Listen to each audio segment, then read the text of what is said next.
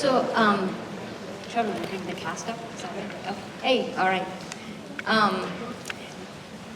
Oh boy. Hey, can the cast come up? Yeah, a lot of people are here. All right, James LaRose here, and Jared Harris, and Kristen, and the fabulous Lily Gladstone, and Sarah.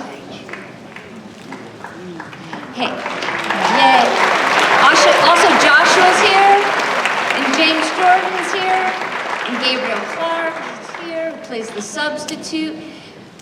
Mikey, man with roller suitcase. Here, come out, guys. I'll go. Hi. Okay. All right. Yeah. Before I open it up to the audience, do you, Kelly, do you want to talk about how you first discovered Miley's work, and then kind of process the agreement to kind of begin this project, and then meeting her? Miley? Yeah, Miley. For some, I don't know why I can't remember where I found Miley's work. I can't.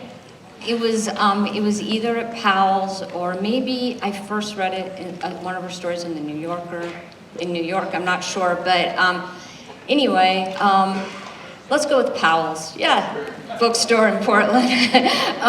But as soon as I stumbled onto one short story collection, I went right to the next, and knew right away, you know, that I wanted to make a film of her stories. They were right up my alley, you know, landscapes, people in landscapes, a lot of chores, all my favorite things.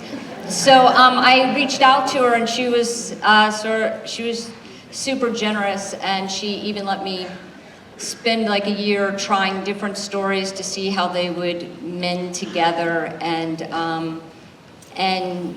yeah, she just sort of let me go at it, and yeah.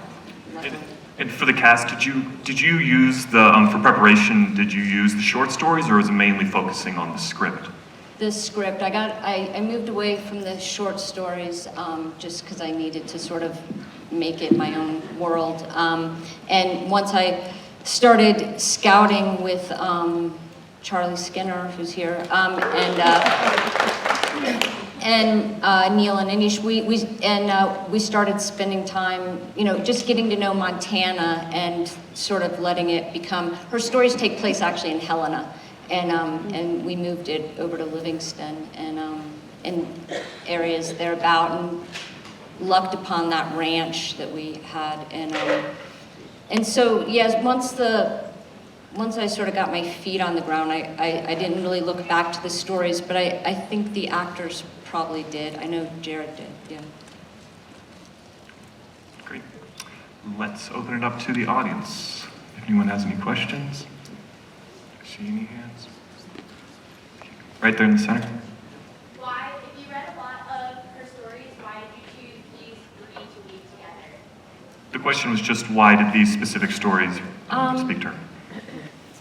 Well, the stories, that middle story, well, the rancher story, obviously that's like the story right away, because that looks really hard and cold to do, so of course. But I moved between stories. I did think that there was, you know, in her stories, the Laura character's not married, and the couple, I don't know if they're married or not, they don't have a kid. Anyway, things started taking shape. I thought with the Sandstone story was a story I read, and I first thought, like, oh, I wonder why'd she include that little story in her lovely collection. And then that story just stuck with me, and I ended up going back to it and becoming very attached to it. And I just thought there were these really subtle threads of struggle, and I liked the the idea of starting the film with Jared's character, with someone who's gotten to his point in life and is just sort of can't get his head around the idea that the system's not going to work out for him and that things are unfair, and then working your way through to the rancher who's sort of takes her knocks more in stride and is probably realized a long time ago that things, you know, a lot of times don't work out. So I don't know. It's hard to say. It's a long process, and for me there were threads with throughout. Great. Any more questions? These guys. Over here, yeah. As the screenwriter, director, and editor, did you have a hard time maintaining a critical eye over your work through the filmmaking process? The question is, as the screenwriter, director, and editor, did you have a difficulty with having a critical eye over the process? Why do I think there's a subtext to that question? No. I was good. I was totally on top of it.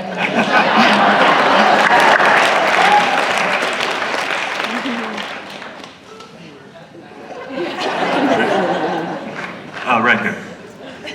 The movie is dedicated to Lucy. That's the dog from Wendy and Lucy. Yeah, that's Lucy. Yeah. The question was the dedication to Lucy, and if it was the dog from Wendy and Lucy. Yes. Yes. Any up there? Yeah. I was curious about your decision to Kelly's decision to shoot on film. Why was it The question is about the shooting on film. To shoot on film, you know, it seems like time, you know, you get scared that time's running out for shooting on film. We actually didn't think we could pull it off on film because the actors, the big fear was that by the time we got our footage back, that group of actors on that story would be gone. And we wouldn't have money to bring them back. And so we were gonna forego film, and then Chris Blauvelt came out and we did a test shoot. When we were doing test shoots, there was a lot of snow, and it was we thought we were gonna have a very white movie. And the snow just really, when you don't have film, there's just no detail to it at all. It's just so flat. So right before we started shooting, when we had no money left for another test shoot, we switched back to film and just said, fuck it, we're gonna go for it. I called Larry Fessenden, I remember, and who's a filmmaker and one of the executive producers, and I was freaking out, and I was just like, you know, I just really want to shoot film, and I feel like it's the last time, and the snow's gonna look so much better. It really almost never snowed the rest of the time, but but I'm worried, you know, because, and explained all and he, I remember he said to me, he goes, do you think Herzog worries about shit like that? And I was like, oh, I guess not. So we just went for it, yeah. Yes, here. I was wondering if you could talk a little bit about what drew them to that story. I was wondering if the cast could talk about like what drew them to the script. So for the cast, questions about what drew them to the script in this project.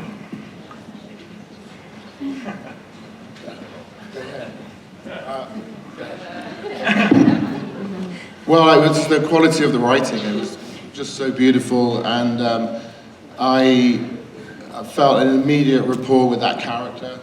I found his predicament sad and amusing at the same time.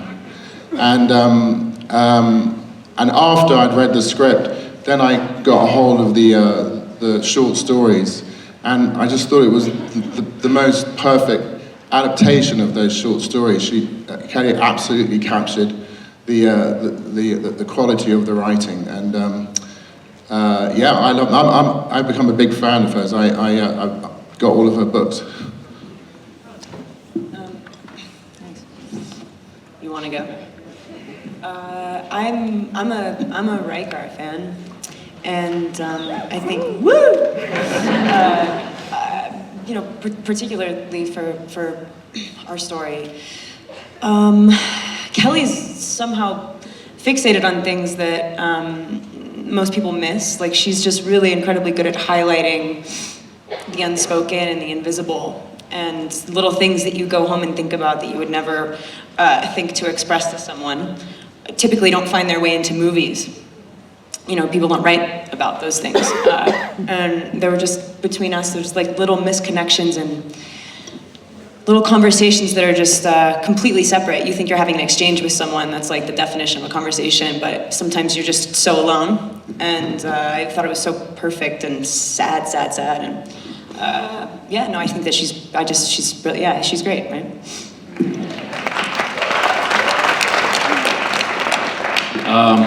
Well, Kelly is my friend, and you don't say no to Kelly, or I don't. And so I said yes before I even read it, and then I was really happy after I read it. I was like, wow. Whew.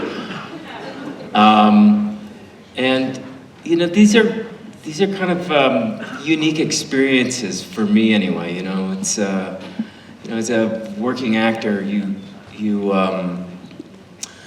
know, you get hired out and you do these jobs, and it's mostly like bookcases and bathrooms, and you try to make the best of it.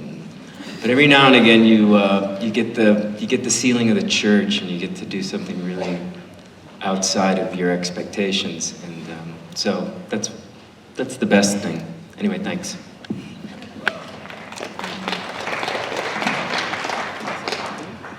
No-brainer. Sometimes there's just a horse and you gotta jump on it, you know? Kelly's been one of my favorite filmmakers for a really long time, so you get that notice in your inbox and then you read the script and you see character, and so yeah, I was like, duh.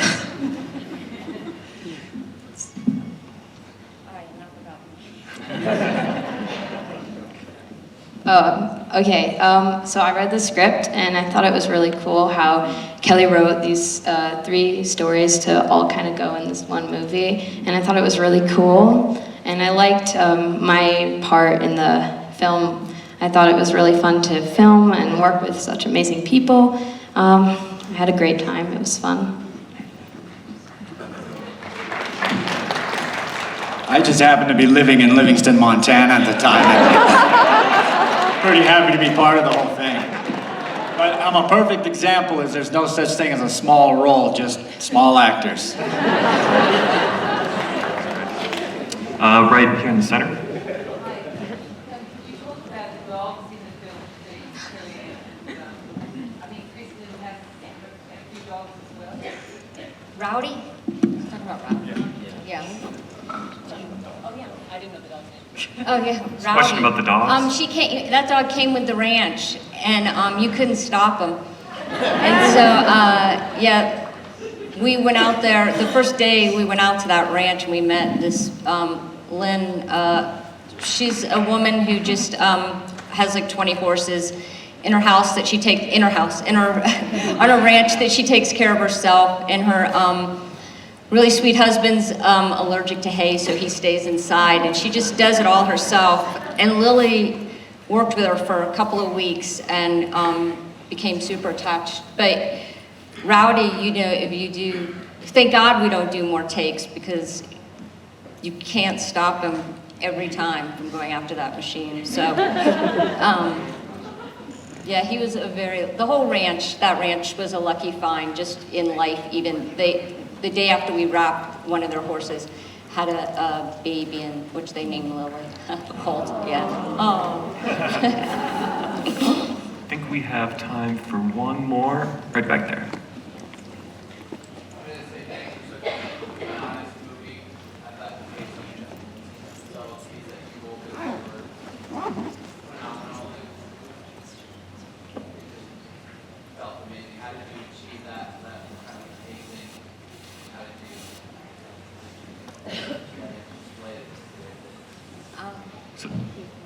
question about the pacing of the movie. So maybe you want to talk about editing and figuring out how you kind of figure out your pace to your story.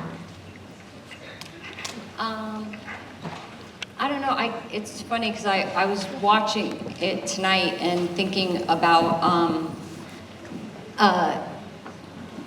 how, I don't know, so much of my life is spent doing these drives cross country, and I'm always tortured by it in a way, but I have to, I don't know, they seem necessary somehow because you have to get place to place, and I'm just realizing tonight how much how much in my films are just people getting to places and going back to places. And I was like, oh, okay, maybe the drive has some purpose, for better or worse. But I mean, I think it's easy, the idea of like, how do you, if you're shooting outside in, the weather keeps you kind of honest because you have to contend with it. And I think the actors could speak to this, but I think when you're working with animals too, you just have a lot you have to react to all the time, and you can't, like we go out with a plan, but there's always going to be chaos involved because of the environments we're shooting in, and I think that